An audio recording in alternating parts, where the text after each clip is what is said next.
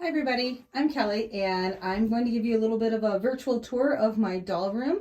My doll room is kind of a hodgepodge and I don't have it kind of set up the way I want to right now. I just have a lot of dolls in different places, and you might see a doll from 1890 next to a doll from 1980. It's not organized the way that it's going to be organized, but I thought, hey, there's a lot of people stuck at home that might want to just look at some dolls. If you see a doll that you recognize that you think I might not know the identification of, let me know in the comments. I have some originals, I have some definite reproductions, and then I have some that who knows what they are. But it's a pretty eclectic collection and I'd love to show it to you today. The other thing that I would like to add is the reason I have so many dolls is, in a way, they're kind of not even mine. Some are. I definitely have some that are my personal collection. That's most of the ones that are in this room, but not all of them. But I run a program for senior citizens called Hello Dolly, Doll Therapy and Doll History Lessons. I go into assisted living facilities in my area and whenever I travel, and I use dolls as a visual trigger for memories and discussions about history and also about the dolls. So I gift dolls as well to senior citizens in my facilities, and I do something called Doll of Her Dreams, where I gift a doll to a senior that maybe has always wanted a certain doll, or they're missing a doll from their childhood, or they always coveted the doll of their cousins and she never got it, and I can make that wish come true if it's a doll that has been donated. I never purchase dolls. The dolls that I purchase are for my own collection, but I am donated dolls from people's estates, or if they just want to gift me a doll, and I'm super happy to get them, and then I freely give them. So none of these dolls are for sale. They're just part of my collection that I used for my program to give to people. So thank you very much for everyone that's blessed me with these dolls, and let's get going. So a couple of my personal favorites before I do the entire tour are dolls that aren't necessarily worth a lot. I love them, or they're a childhood memory. So one of the dolls is my ice cream cone kid doll, and so I'm gonna pick her up here. When I was a little girl, my grandfather moved in with us, and on my birthday, when he moved in with us, he took me down to the local Ben Franklin store, like the dime store, and said I could pick out anything that I wanted. And being the selfish little girl that I was, I picked out the biggest doll they had, and she's an ice cream cone kid. She's missing her ice cream cone. And I think it was like 3 years after I got her, my dog chewed her arm off and my parents threw her away. And I always missed her. And then one day I was helping somebody with their collection, and I saw this doll, and I asked if there's any way I could have this doll to be part of my private collection. He gave her to me because of the reason that my grandfather bought me a doll just like this with the pink hair, same outfit, everything was the same, and I was so tickled to see it. I'm sure that you have maybe had a doll that you've reconnected with, or that you wish that you could have. Tell me in the comments. Maybe I have one. But I'd love to hear about the doll that you just missed when you were a little girl and that you have now. Okay, into the collection. And like I said before, my dolls are in completely random order, and some are reproductions and some are not. Let's see if you can tell which ones are reproductions and which ones are not. All right, so let's just start this way. And I'm not going to identify all the dolls because that will take a very long time. But I want you to just kind of look at some of these girls here. And I have a pretty eclectic collection of everything from 1890, well, 1875 actually, all the way up through the 1990s. And I'll be showing you part of the collection in this video today. This one here,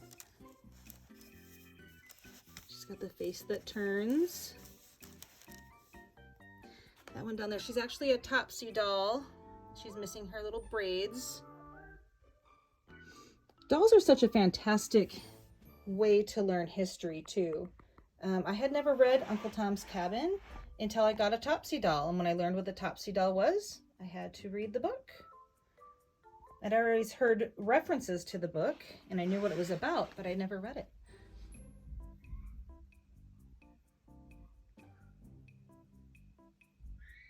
So like I said, you can see I've got a big variety of dolls sitting next to each other. Here we have some sugar britches. If you were a doll maker in the 80s or 90s, you would recognize the sugar britches dolls. There's the closed-eyed version and the open-eyed version. My mother made me one, and I loved her. She got broken during a move. I was devastated. So now I have a few sugar britches, and these are the bitty sugar britches, or they've got a name. I can't remember what it is. If you know the name, let me know in the comments. But they're a miniature version of the sugar britches. And oh, my lighting's not good back here. She is one of my favorites because she reminds me of one of my daughters. Isn't she just adorable? That little bonnet. Oh, she's cute. Okay.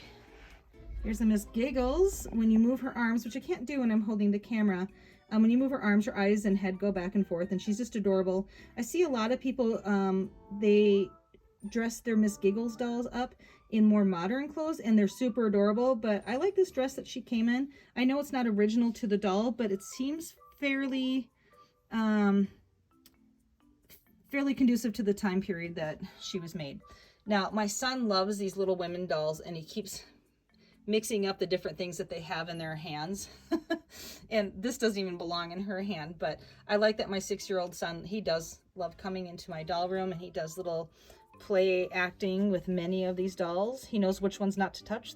The Bru Jne over there, he does not touch.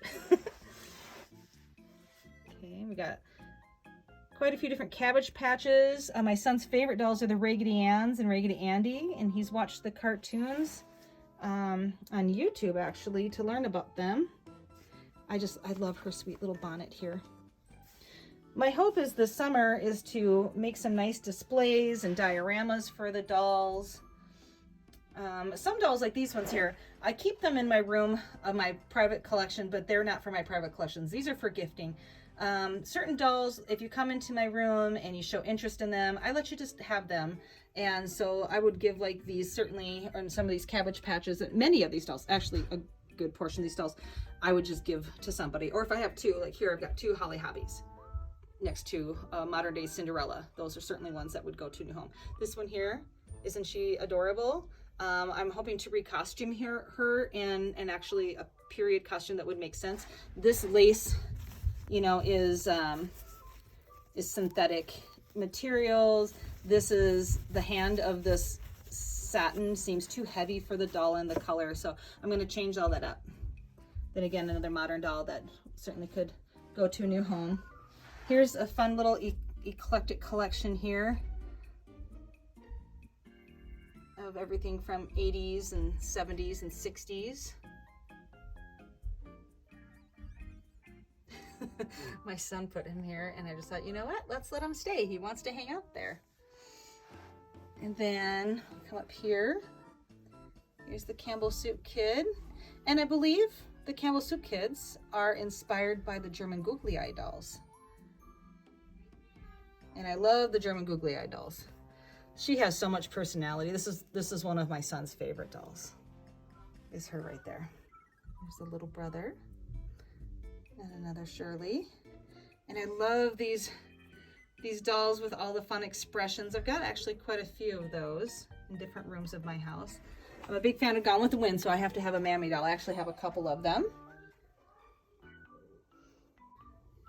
Here are a few more of childhood dolls. Thank you to eBay. I was able to replace dolls from my childhood that I had, especially these 3 and those 2 there. Okay, again, here are a few more dolls from my childhood, and then some other Barbies that are part of the collection. All right. Some more of the collection. And I just love these little Cupid dolls here. Aren't they fun? My husband actually bought me that little strawberry shortcake doll.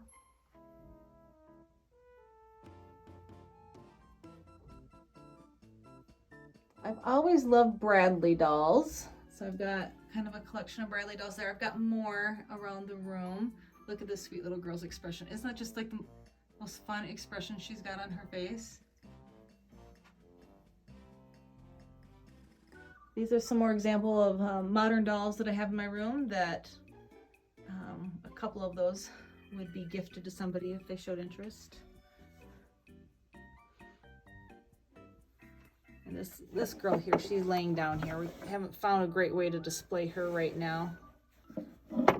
Once I replace her costume, it's too heavy for the doll. It's many dolls, even dolls that are original dolls that are not reproductions, sometimes have costumes on them that they were remade. In the 60s and 70s, it was kind of a thing to take off the clothing of the dolls that you had and to sew for your dolls and to make new clothes, even earlier than that. But by the time of the 60s and 70s, dolls that were dressed earlier, their clothing, because of the material that they were made out of, started to disintegrate, or a lot of the fabric, it had to be dry clean only, and then somebody inevitably would try to clean it up and wash it, and it would not turn out so right, so then they would redress the doll. And you can tell by like the material that they're wearing, if it's a blend, not a, you know, there's certain materials that you want to, and also patterns, certain patterns that wouldn't be used on some dolls. She's waiting for a home with somebody. All right, let's see here. Where have we not gone yet? Let's go here. My Whimsy doll, I love him. And here's a very different take on Cinderella compared to my other Cinderellas and Cinderellas that people are used to seeing. And I love this fabric face doll back here, and she's a fabric face doll. They're painted. And here's the topsy-turvy dolls. That's a handmade topsy-turvy back there.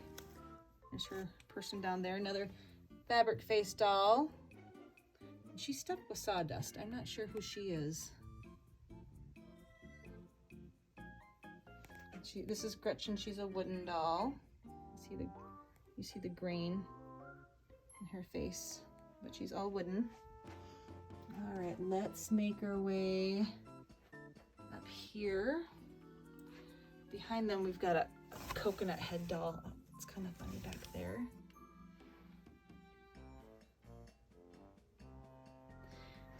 And then one of the earliest kind of forms of plastic called celluloid. I have a couple celluloid dolls, and they're the couple that I have are in really good condition.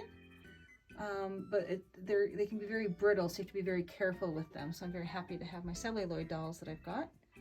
You'll see them occasionally here as I'm panning my camera around. Again, here's examples of dolls that are just waiting, my curtain's on her, that are just waiting for somebody to come in and say, oh, I like those, so I can give them. That's my son's doll. He loves pumpkins and Halloween, and he thought it looked like him.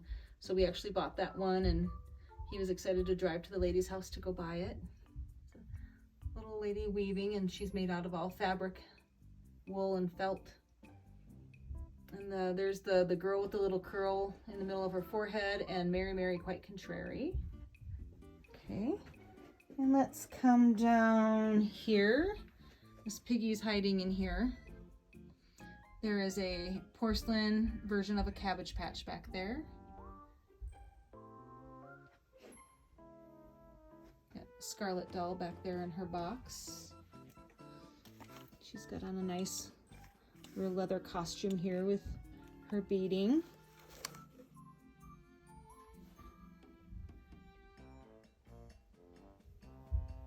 Here's another version of Cinderella, so quite different versions of Cinderella. Okay. All right, now let's come up this way. I love these carnival dolls.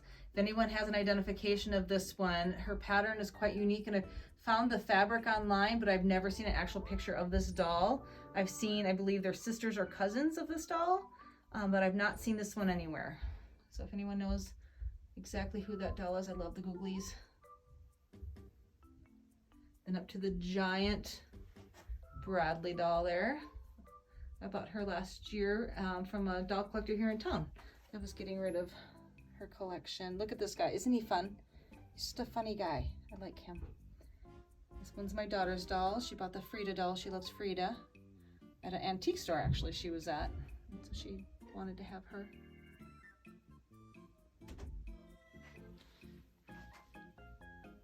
Okay, my husband keeps interrupting me, so I have to keep starting over. So there might be some overlap here, and I apologize. From the Sunshine family. And then this little guy here, I actually got him separate from the horse in a donation, and as I was looking at pictures to identify him, I saw it came with a horse, and I was like, oh, I have one of those horses downstairs. Here's an example of a celluloid doll. You can tell that the plastic's just a little bit different, and he's in his original costume there. And this doll here, I love her. I got her again from my dad's wife. She's got a beautiful mohair wig, and her eyes, I don't know if you can see, they're actually concave and then painted that way. And I love her a lot. She reminds me of one of my daughters, and actually she'll be gifted to one of my daughters. This doll back here, actually, she came to me with no costume, no wig, and only part of her painting done. There's still a little bit more to be done, but the lady who was making her and working on her passed away while she was working on her, so the family gave her to me, and I'm working on getting her finished off, but I at least have her presentable, and she's got on a mohair wig and a little costume there. And this doll here, I believe, is from Germany, kind of like a early version of an American Girl doll type doll, but I'm not from the States. Let's come down here. Here's another doll that I just love her. She also reminds me of one of my daughters. She's been redressed. This girl here has got just a really sweet story. She was gifted to the program by the owner. Got her when she was very ill in the hospital when she was young, and I believe it was her sister that gifted her to the program. And then some little more modern day baby dolls. Some of them do different things. We got some back there that when they clap their hands, and I've got some that blow bubbles. This is a gold medal baby, and I actually like her better without the wig, but she's got this wig on. She was in just the worst condition when she was gifted to me, and she was one of my first restorations that I did. Try to have a light hand with the restorations. Do as little as possible. They don't need to be perfect, in my opinion. You just want to get them so that they're presentable and that they look nice without doing permanent damage to them, or overdoing it. Some people have kind of a heavy hand, and the dolls look very overdone or almost brand new, which is fine if that's the way you like it. I'm okay with some chips and things not being perfect as long as their eyes are nice and functionable and all of that. That's just personal opinion.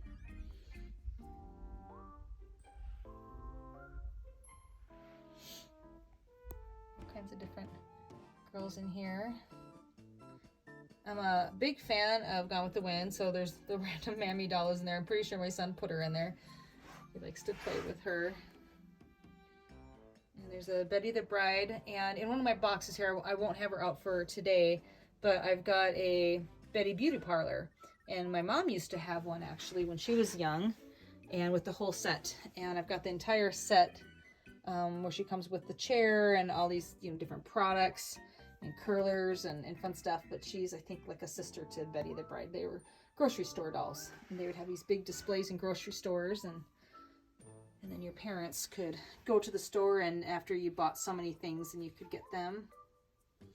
He's kind of a really interesting doll there. And he's got the flocked hair on that G.I. Joe.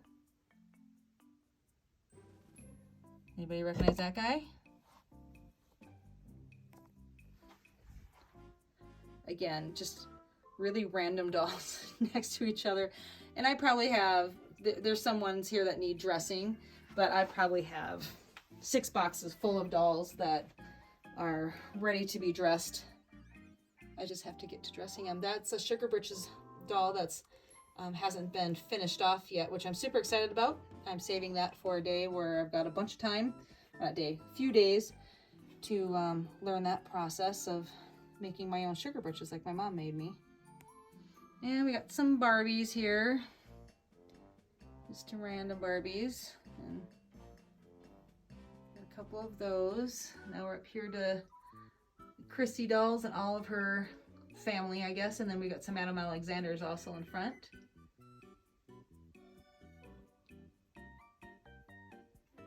All right, this is my automatron that I have.